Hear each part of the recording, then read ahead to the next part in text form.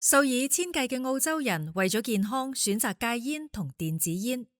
香煙同電子煙中嘅尼古丁非常容易上癮，因此戒煙可能好困難。但係唔好放棄，戒煙可能需要多次嘗試，每次嘗試都能夠讓你有所領悟，幫助你離永久戒煙又接近咗一步。戒煙支援服務已經證明可以幫助戒掉電子煙同香煙，並保持戒煙狀態。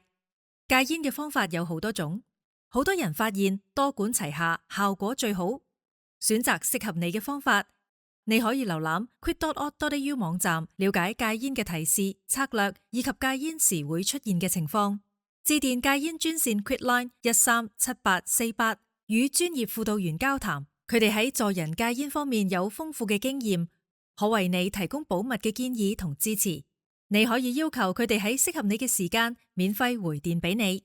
如果你需要語言支持，戒煙熱線可以透過翻譯同傳譯服務為你聯絡傳譯員。向醫生或者藥劑師了解有助戒煙嘅藥物、口香糖同含片等，幫助緩解煙癮同戒斷反應。向朋友同家人或社區同宗教領袖尋求支持。免費嘅我嘅戒煙老友 My Quit Buddy 應用程式，有能助你抵抗煙癮嘅提示同遊戲，仲有一個社群論壇，讓你同其他試圖戒煙嘅人分享想法。我嘅戒煙老友 My Quit Buddy 可以追蹤你嘅進度，慶祝你嘅勝利同記錄你嘅掙扎。